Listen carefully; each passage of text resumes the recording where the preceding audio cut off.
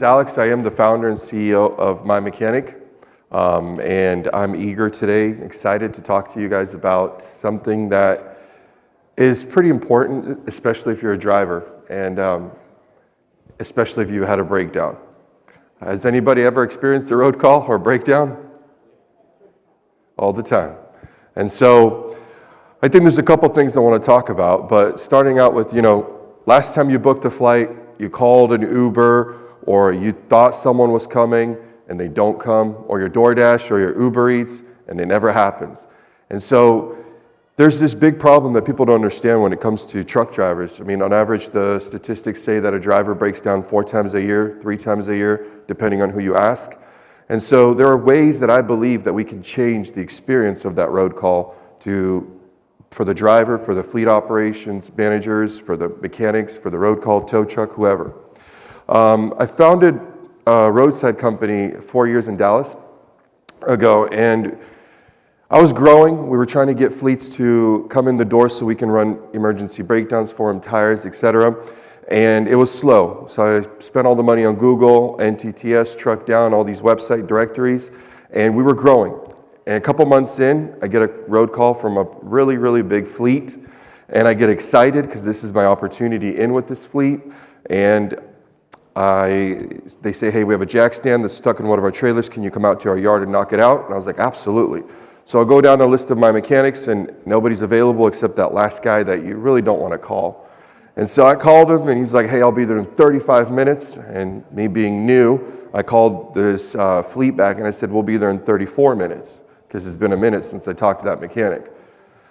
2.5 hours later, I get a phone call from this fleet, and I think it's the payment, so I take the call, come to find out that they're still waiting if the mechanic's going to show up. So I hang up, and I start calling that mechanic. I called him 10 times. He didn't answer. He finally called me. Turns out he got high. He passed out at the gate of the yard, and he was in a Camry with a toolbox trying to get in. And so at this point, I'm thinking, if I don't get sued by this fleet, I'll be lucky to even get paid. And so I start talking to this fleet operator, and to my amazement, he asks me if he can add me to the network of verified providers for them, and said that we were pretty quick. And so I start thinking about it. I was knowing how unprepared, how our ETA expired, like this is a broken system. And so he said that their drivers break down, they're on hold with their operator for 15, 20, 30 minutes to let them know they broke down, and then they sit there and they wait for somebody to come out with an average ETA of 3 to 4 hours. And me knowing everything I knew from our standpoint, I think there's a better way to do this, right? And so I think the big problem in this industry is the slide deck being, okay. That's not English. You can read that? I'll just kind of keep going. So number one, there's no real-time ETA, right? Somebody tells you they'll be there in 30 minutes, 40 minutes, you got to have to take your word at them. You call Love's, you call any mechanic, they tell you what they tell you, and you have to believe it. There is a phone tag experience where you call mechanics, you call the owner-operator calls the fleet calls the mechanic, they call their technician for a status update, and then it goes back up the tree. Meanwhile, you're still sitting and waiting. There's a broken industry of service providers. You have directories, you have big brands, but again, they're siloed in their own experience, and honestly, zero documentation, communication, you just get dealt with what you get dealt with. And so I think there's an opportunity here, especially with 90% of the vehicles that are coming out are being shipped with telematics. And there's a lot of data that's coming from these trucks, a lot of data that can help streamline and cut down downtime and improve the driver experience as well as the fleet experience.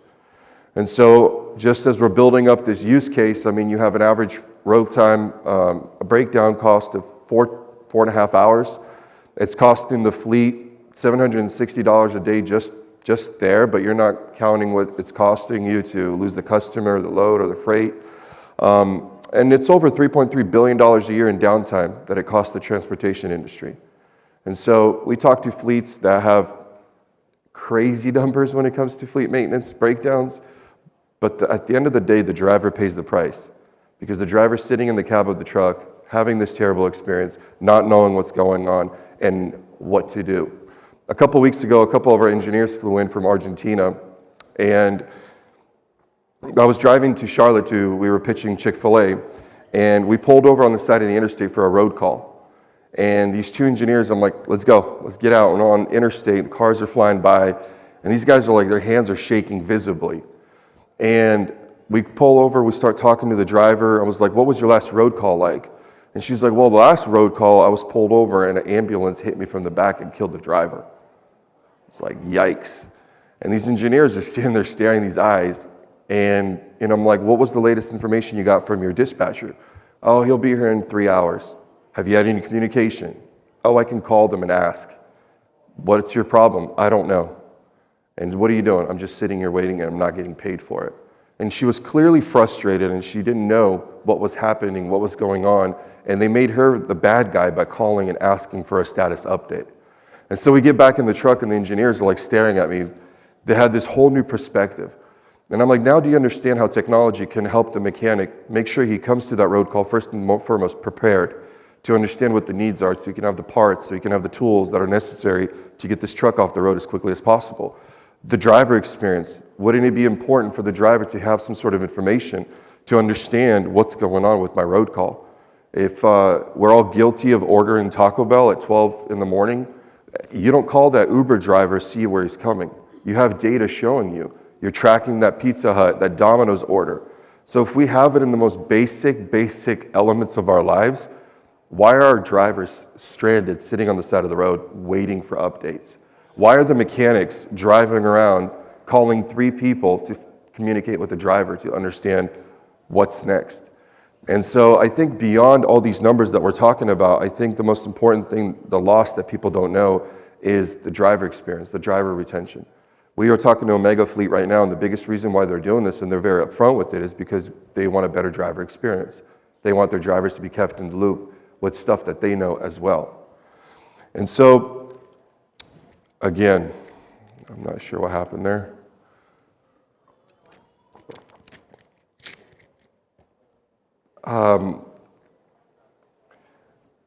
We service 3 types of customers. And I think I'm talking about our business model because I think it's the concept that the industry is overdue for, and whoever does it this way will win. So on one side, we have owner-operators, anything big and diesel, truck drivers, motorhomes, RVs. In the middle, we have call centers. Sometimes it's difficult to be able to navigate in a remote area, and you may be stranded with a mechanic that's going to charge you just because he can.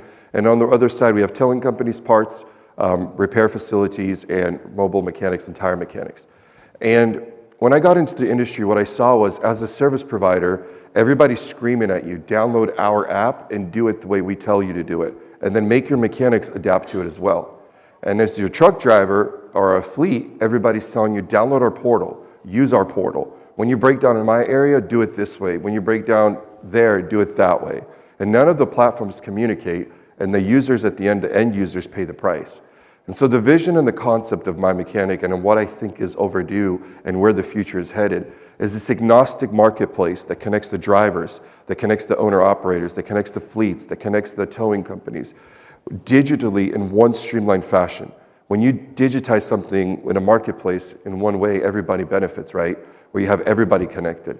And I think at the end of the day, this will start reducing downtime. It will help sourcing with service providers, technicians. It will give everybody upfront data that they need. That they need to be able to do it. We believe in real-time visibility. I think tracking a technician that's en route to your job is something that is doable. I think it's something that's important to you guys, especially if you have a hot load. You need to understand, is he truly coming, or do I need to call someone else? How many times have you guys had a breakdown where you sat there for 2 hours, and then you call that company back for an update, and they're saying, well, we actually can't make it. And this time you just sat there and you could have called someone else. And so I think visibility will help regulate this industry and market. It will help the technicians navigate to you, but as well, it will help the driver understand that somebody's truly en route to me. We are working with one of the largest fleets in the country right now, and they dispatch 3 tow trucks to every road call. They dispatch 3 mobile trucks to every road call for one reason and one reason alone, to make sure somebody gets there. And so think about the dead miles they are paying for the other 2 providers just because they don't have that visibility, that trust factor, that somebody's truly en route to me. And so that's the scale of a mega fleet. What about an owner-operator? What about a small fleet that doesn't have that visibility or volume as a big fleet does? And I think it's even more important in that manner then. We have I believe that digital voice is very important here. I think everybody knows everything they need to know about AI. And there's a lot of mega fleets that are rolling out AI phone calls, AI dispatch. And I think in this specific manner, when it comes to AI, it's probably the most, touchy subject. You're on the side of the road, you're stranded, you don't know what's going on. The last thing you want to do is talk to a robot as you're waiting for 4 hours. You want to understand, as you're talking to someone, that there's truly somebody's taking care of your truck, or at least they're en route. And so I believe that AI phone calls, AI messaging, AI bots in this industry are actually going to make things more confusing, because if you are already having 7 to 15 phone calls per road call, parts approval, labor approval, status updates, calling all the providers, can you imagine having 20 or 30 phone calls be done through the system? And so if you do that, imagine that at scale. If 10 of the mega fleets come out with AI bots, what's going to happen to the phone lines, right? Everybody's going to be picking up phone calls. The drivers are going to have bad experience. The one time that service provider who's on the side of the road working in rain, snow, sleet, with trucks flying by doesn't pick up a phone call, that status quo of the AI bot is broken, because AI works with data and response endpoints. So if you don't get those endpoints responded to, there's nothing to update the fleet on. So they will still push a manual phone call. And again, I don't think truck drivers, owner-operators, or service providers need more phone calls. I think operating systems, digital operating systems that keep people accountable, B2B SaaS, is the way to go.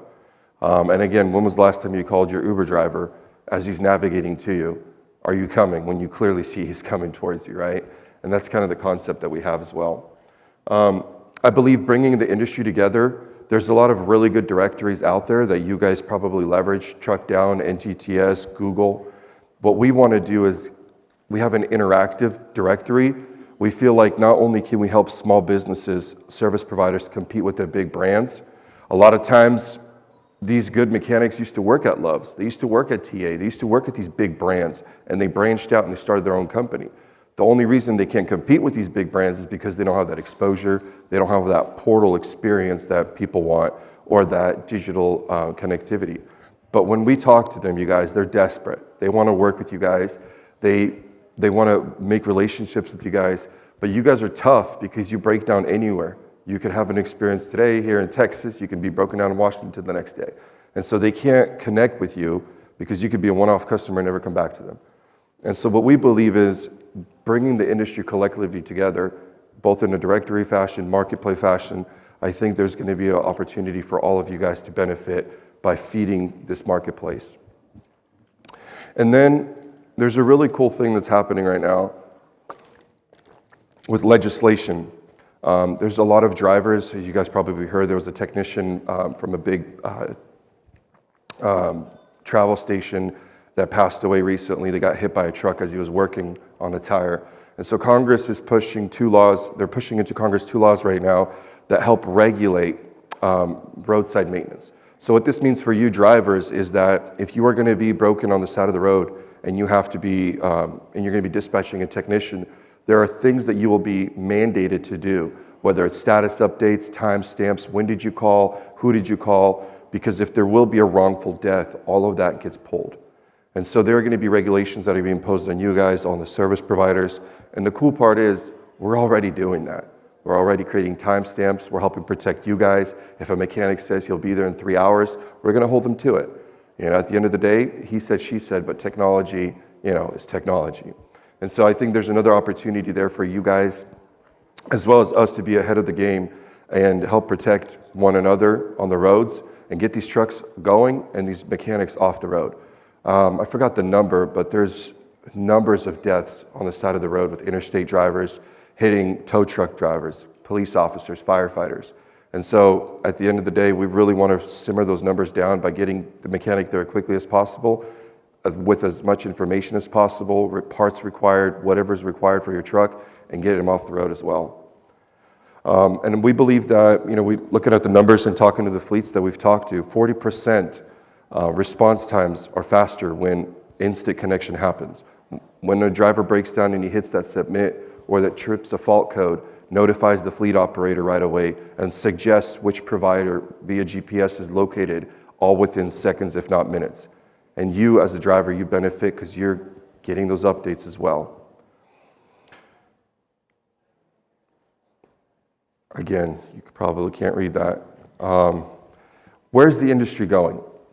Kind of like I talked about, I think everybody's trying to plug AI bots into this, and although I think that's a great value add, I think it actually makes the system more confusing. It's like people trying to install AI ChatGPT on the flip phone. First, you need an operating system that brings your company online, and then you could introduce systems to streamline your processes or flows. And so right now, with the broken industry that we have, where a lot of these service providers, you can't penalize them because they don't have operating systems. They work off of text messages, they work off of spreadsheets, they work off of phone calls.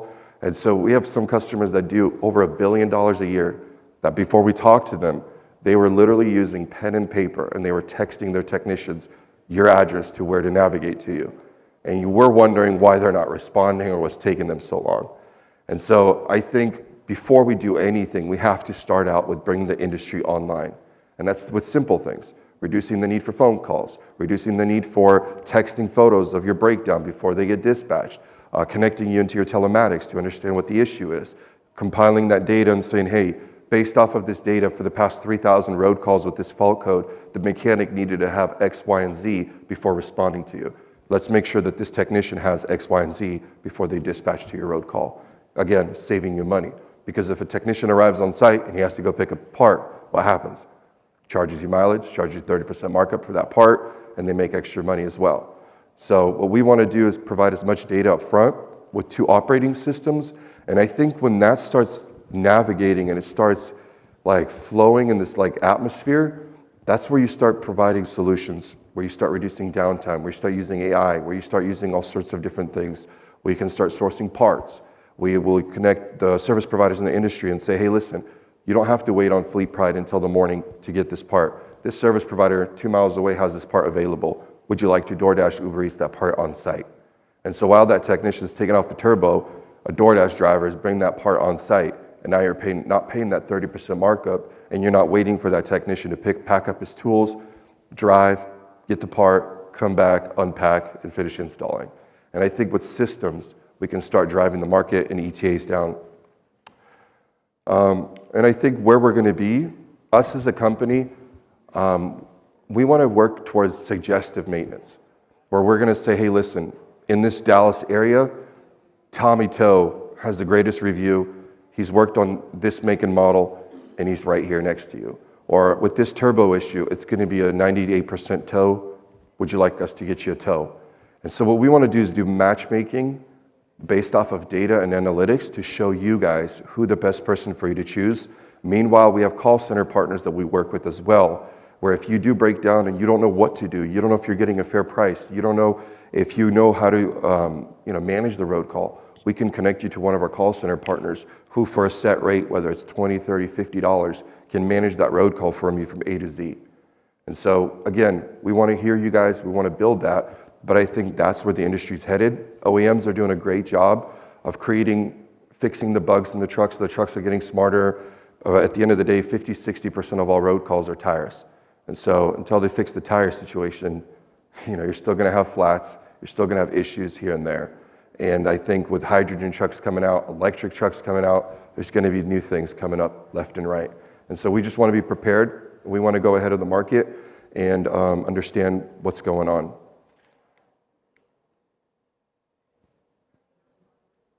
Yeah. My daughter did the presentation, apparently. She's 4 months. But look, at the end of the day, you guys, we're here for the industry. I understand, our pricing model is very simple. I believe that this industry has to have something cheap. It's $2.50 an event. I know there's a lot of people that charge $100, $20, $90, and I believe that volume at scale with the marketplace, we can drive the revenues of these service providers. We can help small businesses grow. We can have owner-operators have a digital approach like they would be with any other mega fleet and allow it to connect you guys to your road calls, bring down the costs, help you manage your trucks, and all alternatives as well. And we listen to you guys. If you see a demo of our product, you'll see that it is built by the industry. We've taken the opinion of owner-operators. We've taken the opinion of fleets. Before we wrote a single line of code, I spent 9 months listening to the industry, trying to understand what was needed, sat on the side of the road for 4 or 5 hours, trying to listen to the drivers. What do you want to see when you have a breakdown? And so I think that's the future of maintenance. I think it's the future of roadside maintenance and how you guys digitally get connected to tow trucks, owner, and service providers as well. That's the spiel. I'm sticking to it. Any questions? Yes, please. Hi. How do you source the service providers in your network, and how do you keep up with the quality control so that when you're sitting as somebody and that guy is not equipped to do the type of service required or didn't bring the tools air and hose parts. that he was supposed to bring with him, and now they want to charge you to go get an air hose, That's never happened, ever, what you just said. How are you vetting your service providers? Because I have my own little black book of the best service providers that I've come across in the last 6 years. Right. I go right to them in a certain area, and I'd like to provide them to people like you that are going to be, Of course. making an amalgamation of good service providers. But somebody needs to stay on top of them to see that they are still good service providers. And they're taking care of your customers. How do you do that? It's a really good question. So initially with the marketplace, you're fixed with the biggest problem. Do you bring on the supply and they don't have demand? Do you bring on the demand and you don't have the supply? So you bring on a bunch of truck drivers, there's no mechanics. Do you bring on all the mechanics and there's no work for them? And so the solution we feel like God gave us was like, hey, let's create an operating system that these mechanics can't live without, something for them to stay online with, to manage their business better. And in addition to that, we went to fleets that don't necessarily need new providers. They needed a better way to communicate with their existing providers. And so we gave them a tool that helped connect them with their existing providers. And we did that 8-10 times over with a couple mega fleets. And the secret is you guys all use the same providers at the end of the day. And so when that provider comes in our contact with our company several times over, we bring them online, we keep them online, we feed them leads. And then the ratings, the reviews, you guys communicate back and forth. We don't get involved. And so if there is a service provider that does not have the proper toolings or that keeps saying that he does or doesn't, he gets put down into a review board after negative reviews, and we start filtering the system.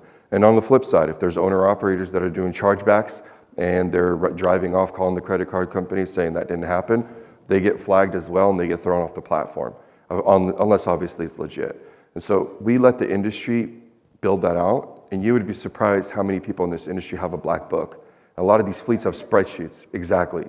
And sometimes they'll give us a list of 5,000 providers, and a couple of them are out of business, others don't have insurance, they have dental insurance, that's about it. So we filter and we vet those lists so our providers have a profile, they're able to upload their COI, they're able to upload business licenses, everything that kind of puts the public facing that you guys get to see. Yes, please. A couple questions. One, if you're a carrier, what's the cost of the carrier to use your service? $2.50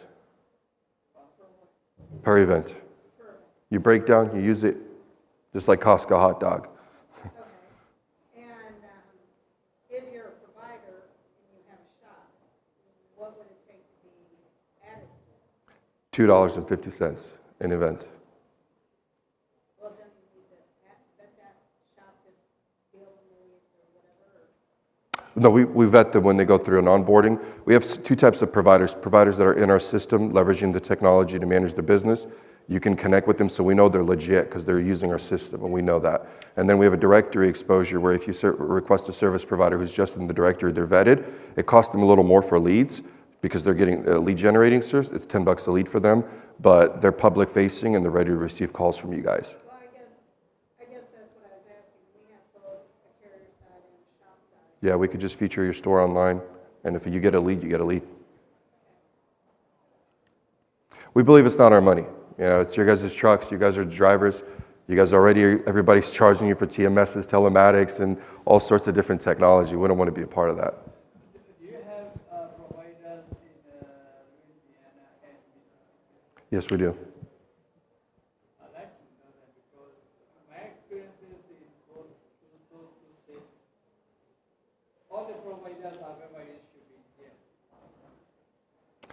Yeah, again, the industry is unregulated, and so if they see you that they're never going to work with you again, there's always this opportunity of let me get everything I can out of you, and nobody's going to know. But something like this, I think a regulatory system will help service providers understand that, hey, I might not make everything off of this, but I'm getting more work coming in, so I don't need to do that. Well, on that same note, I think you have a combination of well-established businesses that don't worry if you're a one-up and charge everybody generally the same fair rate. Bigger fleets may have slightly different discounts because they negotiate on volume. But then you have some locations where they're the only provider for 100 miles, and they pretty much know it's the Wild Wild West. Yeah. And you don't, either you can make it out of there because you can patch it yourself and you come prepared, or you're pretty much stuck with what you got. I mean, I would like to know if there is a way, like, all my guys know how to tap in and read the codes. So if something goes wrong and they have to flash in code, they can identify the code and tell our mechanics, whether it's a road service call or an in-house mechanic, hey, I'm getting this code, this code, and this code. Right. And based on those codes, they can go check certain things and go, yeah, this one makes sense, that one doesn't make sense. So they can automatically call in with more information. Absolutely. We also do a few things to limit our road calls. We do carry a spare that's pre-mounted. We also carry a 50-foot airline hose with a quick disconnect, so they can either tap into the emergency line and put a chuck on it, put air in a tire to nurse back in, or they can, if it's a heavy leak and it's not a slow leak, they can attach an impact wrench, zip it off, put their own tire on, put the bad one in the rack, and then go to truck stop and have patch done. They're not sitting on the road for 4 hours. Yeah, but then you do this, and then there's no road calls, and we don't have a business model. No, but at the end of the day, there's going to be all sorts of things, and you're right. There are things you can do to come prepared. Tires, I mean, I got it in my truck too, but I can't even lift it. You guys would be surprised how many jump starts we see in the same truck over and over. At this point, you could just buy a kit on Amazon and drive around with it. Well, and it's interesting because you've built that kind of backup because of the problem he's fixing, right? Because you are in like desperate situations that you have nothing else to turn. Was being stranded on the side of the Yeah. road. It's being exactly what he said. Yep. You could be there for 15 minutes if you're close enough to help. You could be there for 6 hours. But the entire time I'm sitting there, I'm a live target for any truck, car, whoever to hit me, to crash me, to kill me. I don't really like that risk analysis, or whatever you want to describe it as. Yeah. And so certain things that could sideline you, whether it's having a spare light, so if the light goes out, at least if I get pulled over to DOT scale because a light went out between the last stop and there, oh, well, that was working when I left, but here, I got a spare, let me just climb up there and put one in. You know, and they're like, you're carrying spares? Yes, I've got a spare for every type of light in my truck. I have a spare tire underneath that's already locked in, mounted, chained up, so somebody can't just take it. Yeah. But I have an impact wrench. If I can wrestle it, or I got a helper that can help me, I can unbolt it, take the one off that's bad, throw it in the chains, put the other one on, mount it down, and then I just need to make it to the next exit with a truck stop and have the shop take care of it. I'm not sitting on the side of the road. I'm still going to pay a maintenance provider, but instead of them being a mobile call, now they're It's cheaper. an in-shop call. They're cheaper and it's safer because they're not sitting on the outside in the traffic lane over the fog line. I'm not either. And so we're both safer. Yeah. You should do an interview with Hector afterwards for his community to hear that. He's a big YouTuber, so. Any other questions? Awesome sauce. We usually say, don't just use any mechanic, use myMechanic.